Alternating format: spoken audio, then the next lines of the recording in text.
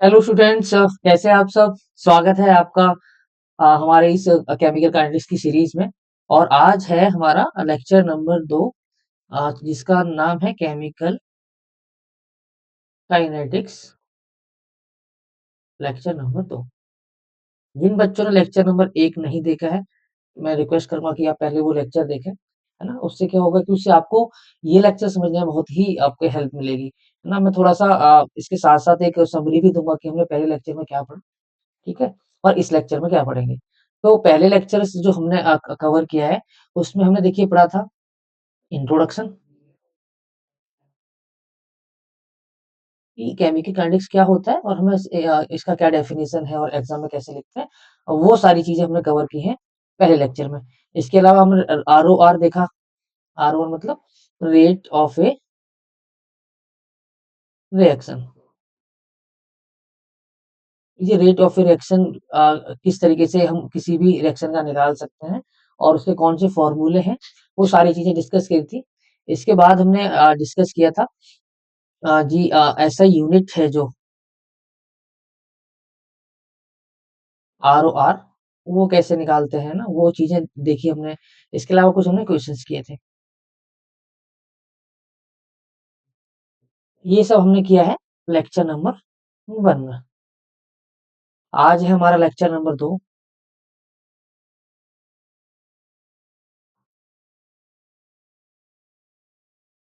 इसमें हम कवर करेंगे फैक्टर्स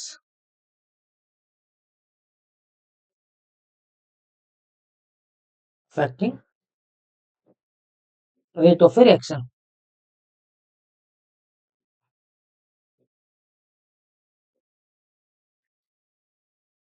रेट ऑफ रिएक्शन को हम आर ओ आर भी बोलते हैं, ये हमने पहले भी कई बार चीजें बताई हुई है ना। तो देखिए, दो बहुत मोटी-मोटी और छोटी-छोटी सी बातें हैं जो हमने बहुत पहले डिस्कस की थी कि जो फैक्टर्स अफेक्टिंग की जब ये बात करते हैं कि रेट किस चीज़ पे डिपेंड करता है और कौन-कौन सी चीज़ें हैं। तो पहले देखिए हमने हमने पढ़ा था कि वो हो सकता है कि कॉन्सन्ट्रेशन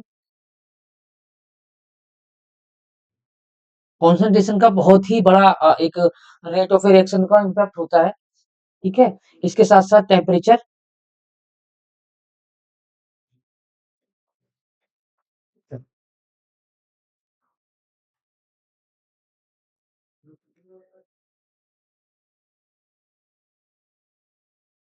तो अब एक-एक करके हम चीज़ें डिस्कस करते हैं।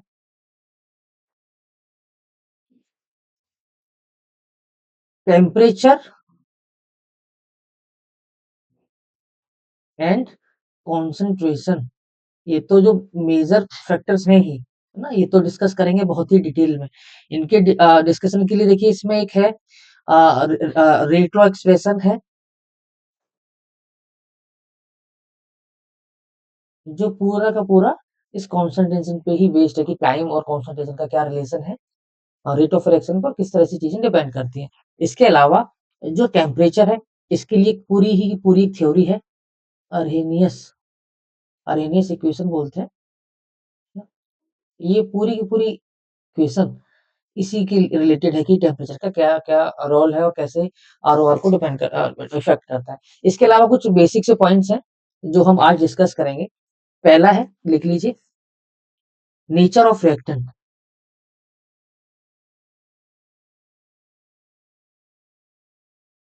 क्या रिएक्टेंट का नेचर भी आरओआर पे डिपेंड करेगा?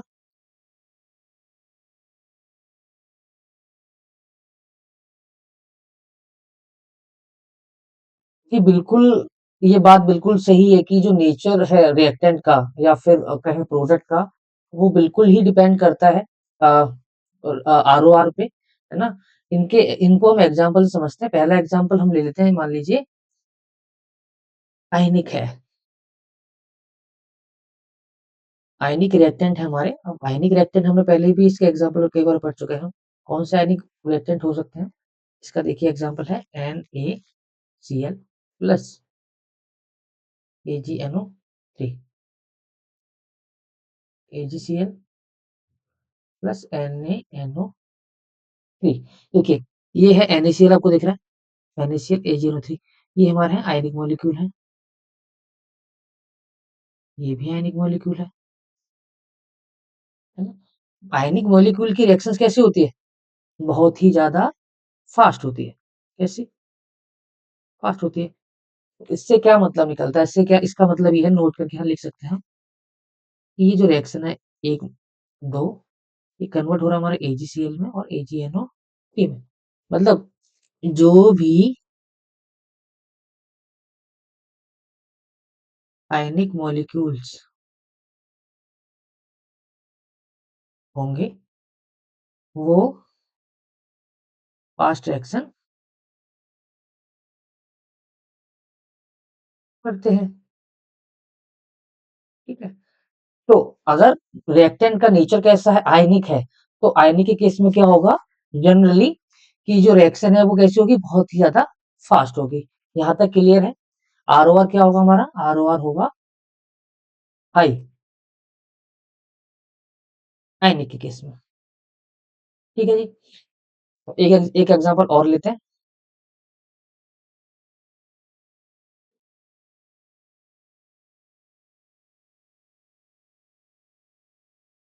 हमारा सेकंड एग्जांपल है कोवलेंट रिएक्टेंट। मान लीजिए हमारे जो रिएक्टेंट्स है वो कैसे हैं, कोवलेंट है। अगर नेचर के हैं, रिएक्टेंट का नेचर कैसा है, कोवलेंट नेचर है रिएक्टेंट का।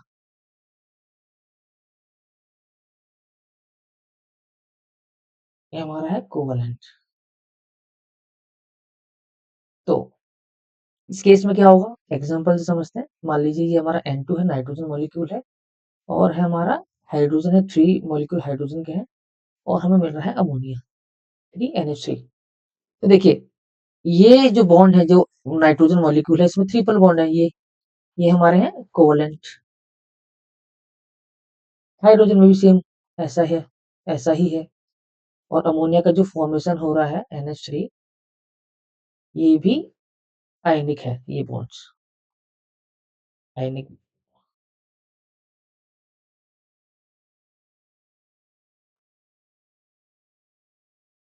अब ये जो बॉन्ड्स है, आपको यहाँ 3 बॉन्ड दिख रहे हैं, ये बॉन्ड टूटेंगे, ये बॉन्ड टूटेगा, तभी तो जाके ये बॉन्ड बनेगा, ये बॉन्ड बनेगा, ये बॉन्ड बनेगा। तो ये ओवरऑल प्रोसेस जो है कोवलेंट बॉन्ड्स का, ये बहुत ही ज्यादा स्लो प्रोसेस है।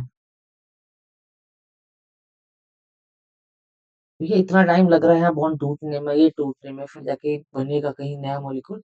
इतना स्लो प्रोसेस, तो प्रोसेस की वजह से क्या होगा कि हमारी जो ROR है, तो बहुत ज्यादा क्या होगी, लो होगी। ठीक है। रीजन समझ गए? रीजन क्या है? ये जो प्रोसेस है रिएक्शन का, ये बहुत ही स्लो प्रोसेस है, और ROR भी इसका स्लो आएगा। तो अभी तक हमने कितना क्या समझा है? हमने समझा कि अगर नेचर ऑफ रिएक्टेंट आयनिक है, तो ROR क्या होगा? ROR हमारा होगा हाई। अगर नेचर ऑफ रिएक्टेंट हमारा कोवलेंट है, तो ROR कैसा होगा? लो होगा। ये हमेशा नहीं होता है, ये जनरली केसेस में होता है ना। कुछ एक्सेप्शन होते हैं इसमें भी, तो बहुत बात की बात है, उसे बाद में डिस्कस करेंगे। लेकिन जनरली जब भी क्वेश्चन एग्जामिनर आपसे पूछता है कि कोई भी इस तरह का एग्जांपल देता है जहाँ आयनिक मॉलिक्यूल्स है और कोवलेंट मॉलिक्यूल है, और आपको पूछ रहा है रिएक्शन में कि इसका ROR कितना होगा, इसका ROR कैसा होगा, तो आप बहुत ही आराम से बता पाएंगे कि इसका असर अगर आयनिक है तो उसका हाई होगा, और अगर कोवलेंट नेचर है तो कैसा होगा, लो होगा। अभी तक हमने नेचर ऑफ रिएक्टेंट वाला फैक्टर देखा। अभी हम बात करेंगे दूसरे फैक्टर्स पे। ठीक है। दूसरा फैक्टर हमारा, फिर तीसरा, तीसरा जो फैक्टर है वो हमारा है, मान लीजिए दो तरीके के हमारे पास रिएक्टेंट है। एक है होमोजेनियस रिएक्टेंट, और एक है हेट्रोजीनियस।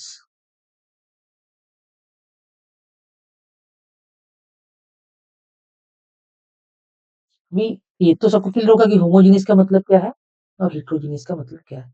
नहीं पता, कोई बात नहीं, बता देता हूँ। होमोजेनियस मतलब ऐसे ऐसे रिएक्टेंट जो एक जैसे हो, मतलब मैं बोल रहा हूँ अगर मेरे रिएक्टेंट में ए मॉलिक्यूल है, ए है, तो बाकी भी कैसे हैं?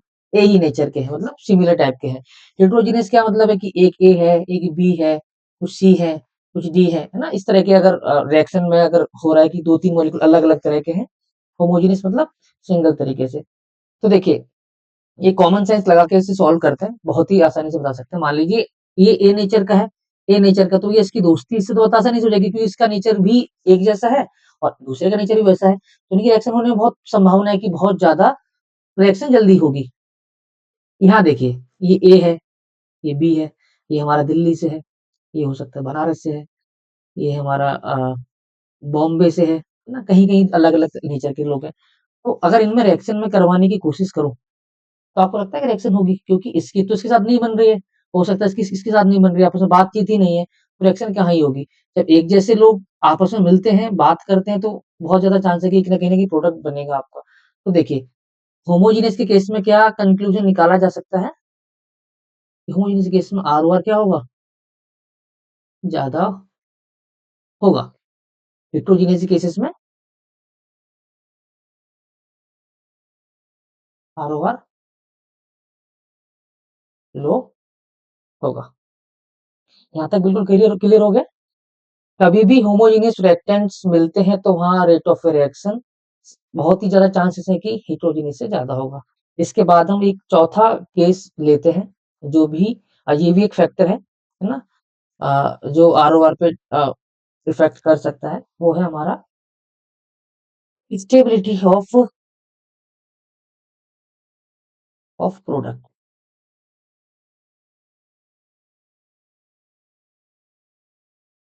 समझे इससे? इसका मतलब ये है कि मान लीजिए मेरा एक ए है, बी है और मैं सी प्रोडक्ट बन रहा है मेरा। यहाँ पे एक्स है प्लस वाई है और क्या बन रहा है मेरा? जेड है। हम फैक्टर पढ़ रहे हैं, फैक्टर नंबर हमारा ये है, फोर्थ फैक्टर है, स्टेबिलिटी ऑफ प्रोडक्ट। मान लीजिए ये ए है, ये बी है, ये मेरा सी प्रोडक्ट बन रहा है, ये कम स्टेबल है। इसकी स्टेबिलिटी क्या है? कम स्टेबिलिटी है। और जो जेड है, ये भैया बहुत ही ज्यादा स्टेबल है, बहुत ही ज्यादा स्टेबल है। अब आप सोच रहे हो उसे पता कैसे चलेगा कि स्टेबिलिटी इसकी ज्यादा है कम है? वो बहुत अलग तरीके होते हैं निकालने के, चेक करने की स्टेबिलिटी क्या है क्या नहीं है, वो ऑर्गेनिक केमिस्ट्री बहुत सारी अलग अलग उनके लिए केमिस्ट्री है।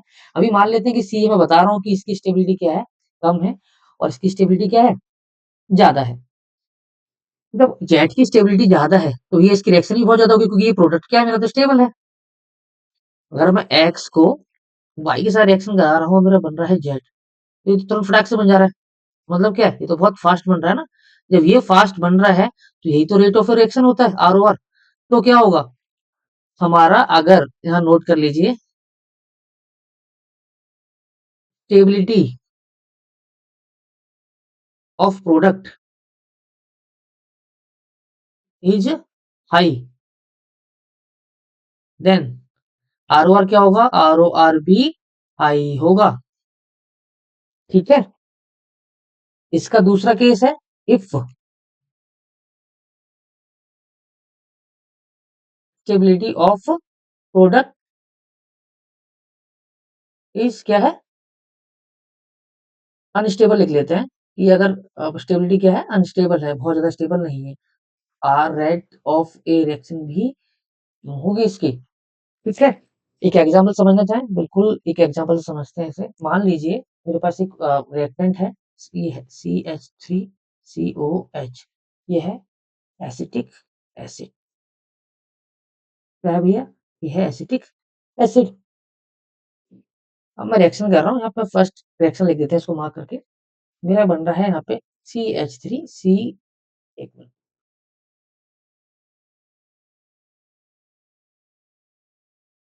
सी एच थ्री और है हमारा सी ओ ओ नेगेटिव, ये हमारा बॉन्ड है, प्लस एच प्लस आयंस मिल रहा है। दूसरा केस ले लेते हैं, एच सी ओ ओ एच, ये हमारा दूसरा केस है। यहाँ मुझे मिल रहा है देखिए HCOO नेगेटिव प्लस H, देखिए नेगेटिव साइन यहाँ भी है ऑक्सीजन पे, यहाँ भी है। वैसे तो नेगेटिव साइन किसी मॉलिक्यूल पे होना ही नहीं चाहिए क्योंकि वो अनस्टेबल है। नेगेटिव आयनिक फॉर्म में कभी भी जो मॉलिक्यूल्स हैं हमारे एटम्स हैं वो स्टेबल नहीं होते, वो हमेशा न्यूट्रल फॉर्म में रहना चाहते हैं, ठीक है। अनस्टेबल तो दोनों ही है वैसे देखें, अगर मैं इनसे कंपेयर करूं तो कौन सा ज्यादा स्टेबल है देखते हैं। इससे पहले चेक करते हैं कि इनके पड़ोस में कौन सा मॉलिक्यूल है। यहाँ देखिए, यहाँ है कार्बन, ठीक है, ये हमारा कार्बन। ये क्या है, कार्बन की टेंडेंसी होती है इलेक्ट्रॉन देने की, क्या मतलब इसके पास बहुत सारे इलेक्ट्रॉन हैं और इसकी तरफ धकेल रहा है, क्या कर रहा है, धकेल रहा है कि भैया थोड़े से तुम और ले लो। ऑक्सीजन के पास तो ऑलरेडी नेगेटिव साइन है, अब इसको जब और इलेक्ट्रॉन मिलेंगे तो ये स्टेबल थोड़ी रह पाएगा, ये तो और ज्यादा अनस्टेबल हो रहा है। तो ये क्या है, ये वाला जो प्रोडक्ट हमारा जो हमें मिला है आयनिक फॉर्म में, ये क्या है, थोड़ा सा अनस्टेबल है। रीजन क्या है, जो कार्बन है वो इलेक्ट्रॉन डोनेट कर रहा है।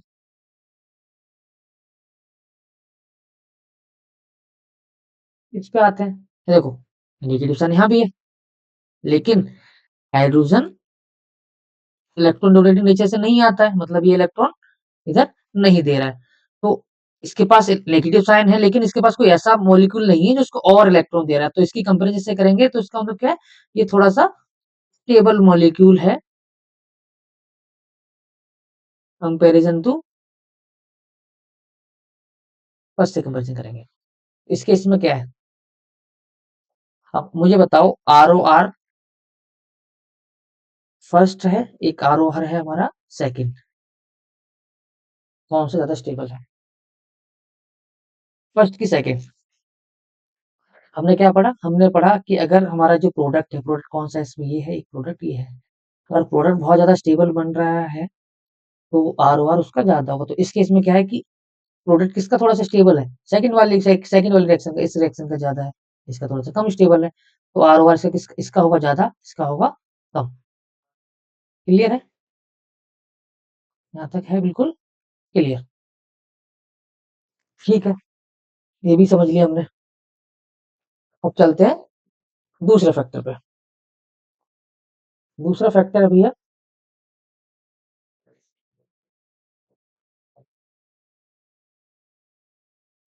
फिजिकल स्टेट ऑफ,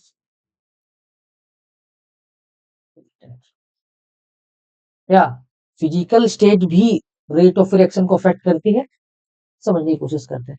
मान लीजिए मेरी एक रिएक्शन हो रही है जो कैसी है, गैस फॉर्म में है, एक है मेरी लिक्विड फॉर्म में है, एक मेरी है सॉलिड फॉर्म में।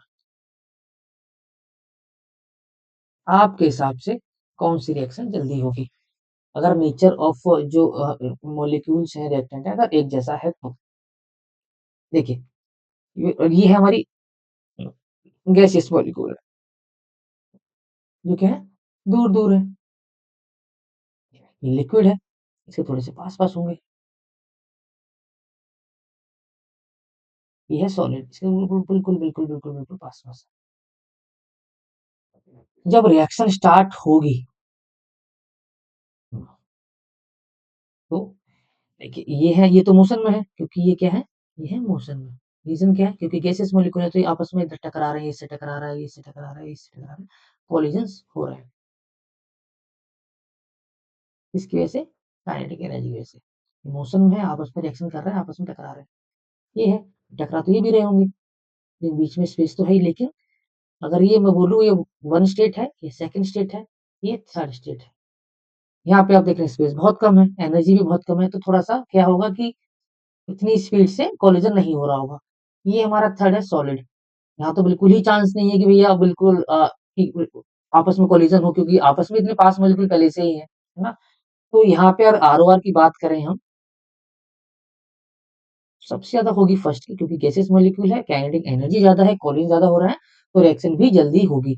सेकंड स्टेट है हमारी लिक्विड की, लिक्विड में क्या है कि कोलिजन हो रहे हैं, लेकिन गैसेस मॉलिक्यूल की कंपेरिजन में थोड़े से कम हो रहे हैं। थर्ड, थर्ड में तो बिल्कुल ही कम हो रहे हैं, है ना। तो ROR का जो ऑर्डर आएगा वो ये है। क्लियर है? अब एक और बचा है हमारे पास, फैक्टर है सरफेस एरिया ऑफ रिएक्टेंट।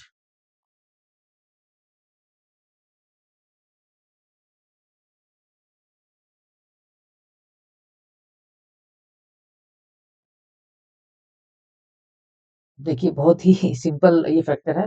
मैं कुछ नहीं करना, मुझे एक एग्जांपल देना और आप ही खुद बता दोगे कि सर ये ज़्यादा रिएक्ट करेगा, ये कम करेगा। देखिए, ये है एक मेरा प्लेट है, ग्लास प्लेट है। यहाँ कुछ मेरे ये रिएक्टेंट पड़ा है। ये है मेरा ये है मेरी प्लेट, ग्लास प्लेट। ये क्या है? ये है रिएक्टेंट। सेम ये है मेरा एक, ये कंडीशन ए लिख लेते हैं इसको, ये कंडीशन बी है। ये है मेरी टेस्ट ट्यूब, ये है टेस्ट ट्यूब। इसमें भी रिएक्टेंट है पहले से।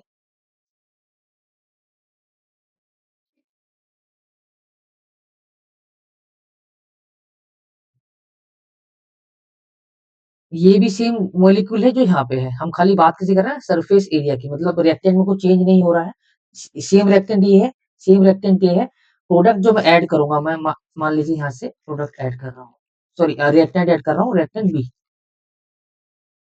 मैं ऐड कर रहा हूँ रिएक्टेंट बी।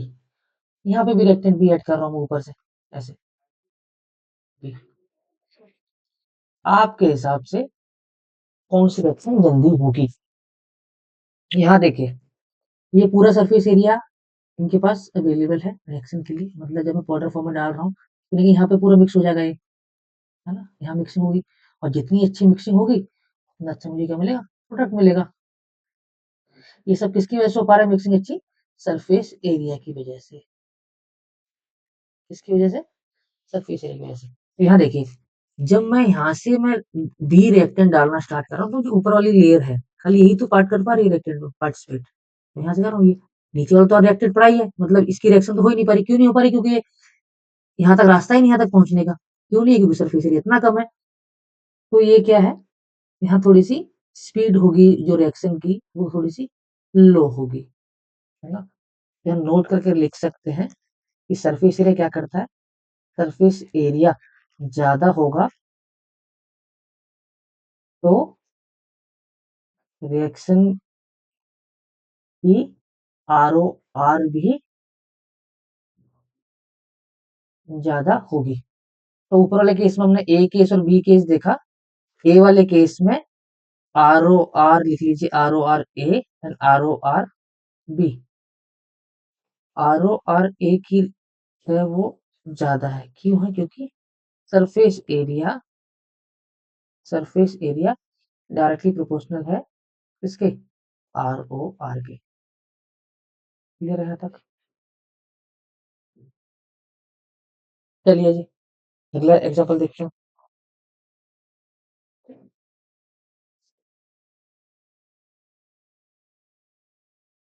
अगला एग्जांपल है, बहुत ही बढ़िया एग्जांपल है। जो फैक्टर अगला देखने वाले हैं वो है कैटलिस्ट।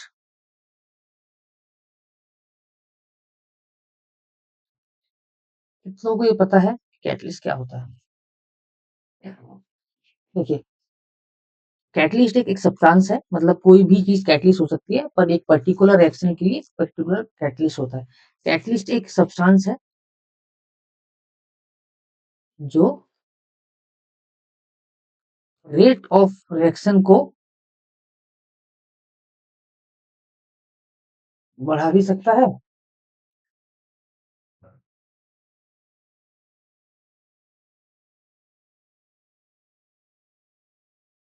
और घटा भी सकता है। ये काम कैसे करता है भैया? ये कोई जादू, कोई क्या जादू मंत्र कर रहे हैं जिससे आर ओ आर बढ़ जा रहा है, घट जा रहा है? पूरा डिस्कस करते हैं स्टेप बाय स्टेप। ठीक है, तो देखिए, एक रिएक्शन की बात करते हैं। ये रिएक्शन है मेरी सल्फर डाइऑक्साइड, और रिएक्शन हो रही है ऑक्सीजन से, मुझे मिल रहा है SO3। इसमें जो कैटलिस्ट यूज हो रहा है वो है NO। ये हमारा क्या है? यह है कैटलिस्ट। अब सेम रिएक्शन हम करते हैं विदाउट कैटलिस्ट। रिएक्शन ही कर लेते हैं, इसमें हम डाल के SO3 कर लेते हैं। यहाँ क्या है? नो कैटलिस्ट, मतलब यहाँ पे कैटलिस्ट वही नहीं, यहाँ कैटलिस्ट है। तो यहाँ कैटलिस्ट है मतलब यहाँ पे ROR ज्यादा होगा और यहाँ ROR कम होगा। कैटलिस्ट कैसे काम करता है इसके एग्जाम्पल से ग्राफ से समझते हैं। जैसे मान लीजिए ये है मेरा ग्राफ, एनर्जी प्रोफाइल डायग्राम है। लिख लेते हैं एनर्जी।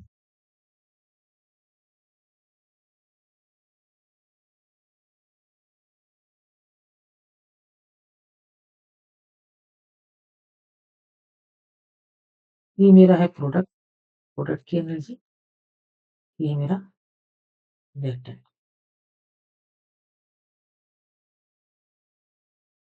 जो डिफरेंस है ये वाला, इसी को बोलते हैं एक्टिवेशन एनर्जी।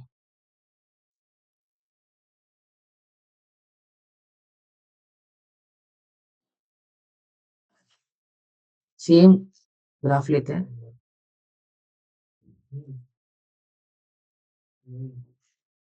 एनर्जी के लिए।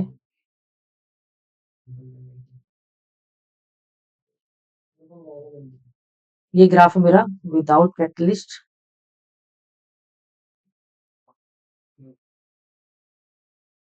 ये मेरा विद कैटलिस्ट। ये डिफरेंस देखिएगा, ये डिफरेंस क्या था हमारा? ये एक्टिवेशन एनर्जी।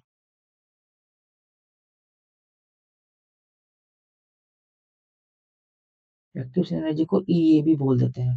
देखिए यहाँ जो E है, एक्टिवेशन एनर्जी का डिफरेंस कितना है? बहुत ज्यादा है। यहाँ पे क्या है? बहुत ही कम है। तो कैटलिस्ट क्या करता है हमारा?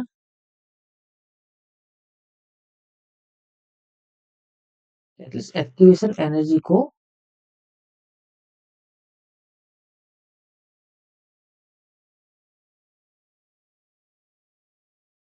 कम कर देता है,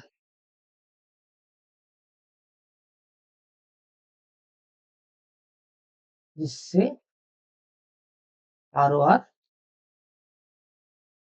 बढ़ जाता है। ठीक है, हमने क्या पढ़ा? हम किसी भी रिएक्शन में कैटलिस्ट इंट्रोड्यूस करते हैं तो कैटलिस्ट एक्टिवेशन एनर्जी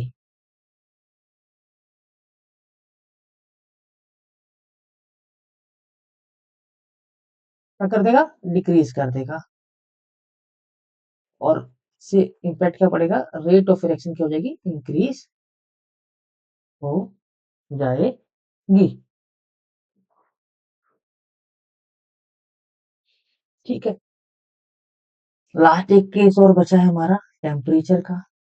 ऊपर को समझते हैं कि टेम्परेचर का क्या फर्क है। जनरली टेम्परेचर इंक्रीज करने से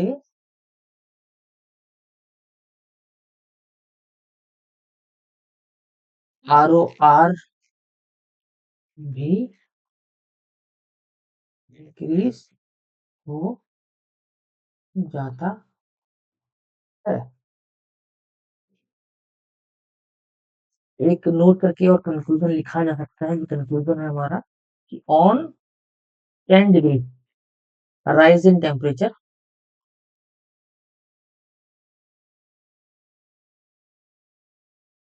ROR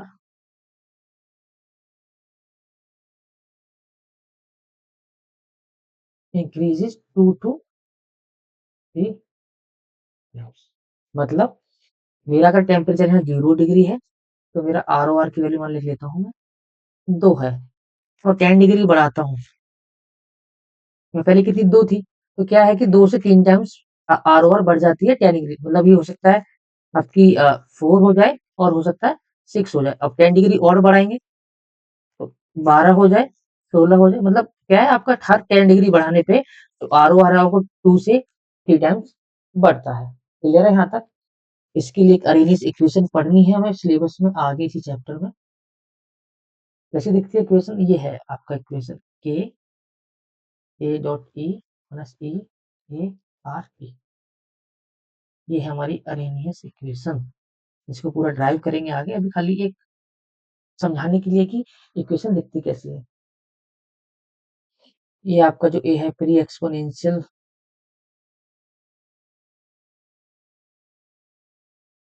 कांस्टेंट बोलते हैं इसे, ये हमारा रेट कांस्टेंट है। ये मैंने बता दिया एक्टिवेशन एनर्जी है।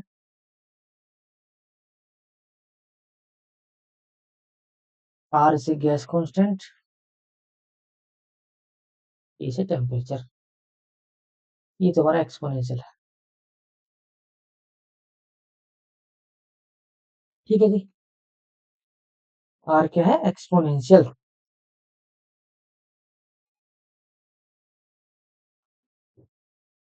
एक फैक्टर और है, लास्ट फैक्टर है कॉन्सेंट्रेशन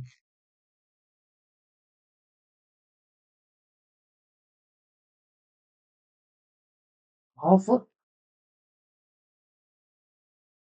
रिएक्टेंट। देखिए इसमें generally R O R increases on increasing concentration of reactant।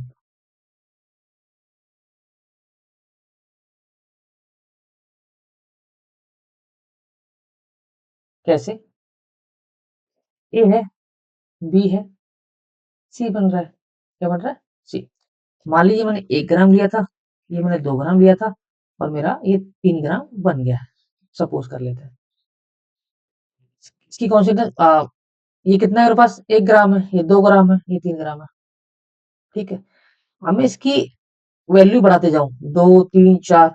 अब ये देखिए एक नहीं, इसको एक और दूसरा एग्जाम्पल समझते हैं। एक तो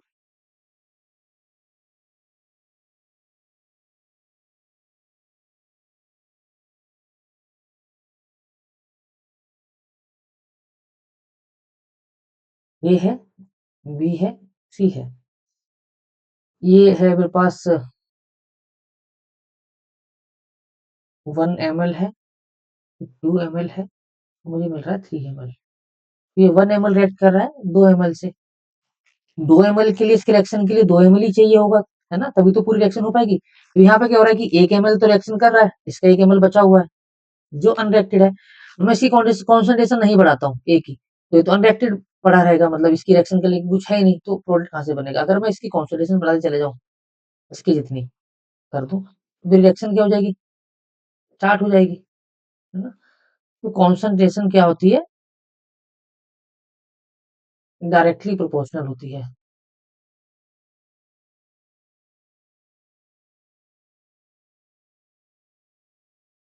तो आर ओ आर। कुछ केसेस में ऐसा हो सकता है कि हम कॉन्सेंट्रेशन कितनी भी बढ़ा लें, आर ओ आर पे कोई इफेक्ट ही ना पड़े।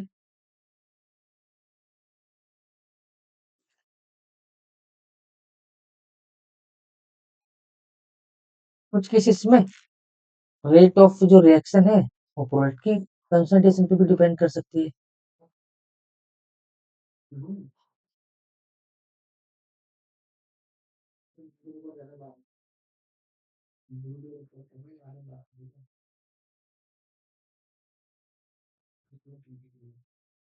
ठीक है, तो देखिए कॉन्सेंट्रेशन से हो सकता है कि हम इसकी कॉन्सेंट्रेशन, एक ही कॉन्सेंट्रेशन बढ़ाए, बी की बढ़ा, तो यहाँ पे रिएक्शन मतलब जो आर ओ आर है बढ़े।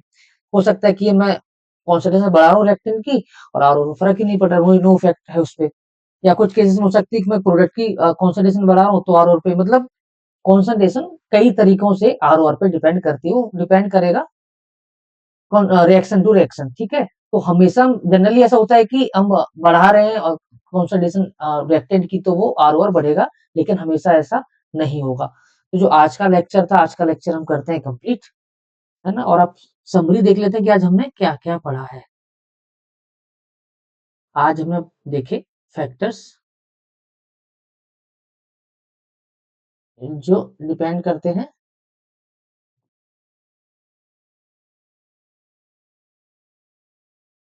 जो इफ़ेक्ट करते हैं आरओआर को। टेम्परेचर के बारे में पढ़ा, कॉन्संट्रेशन के बारे में पढ़ा, हमने देखा नेचर जो है ऑफ रिएक्टेंट है उससे क्या-क्या फ़र्क पड़ सकता है। हमने देखा जो अपनी फिज़िकल स्टेट है ऑफ रिएक्टेंट उसका इफ़ेक्ट देखा हमने, है ना? उसका क्या-क्या इफ़ेक्ट होगा। हमने सीखा कैटलिस्ट के बारे में,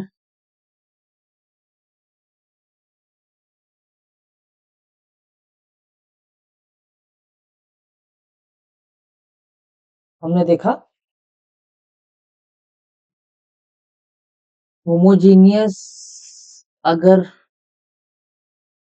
होमोजेनियस और हेटेरोजेनियस रिएक्टेंट है तो वहाँ क्या इफ़ेक्ट पड़ेगा, है ना? स्टेबिलिटी ऑफ प्रोडक्ट के बारे में जाना,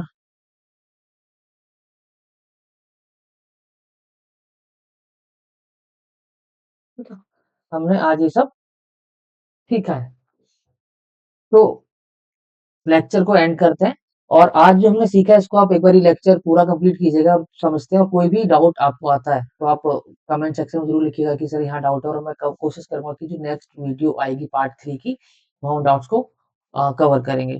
तो आज के लिए इतना ही। पढ़ते रहिए, हैप्पी लर्निंग।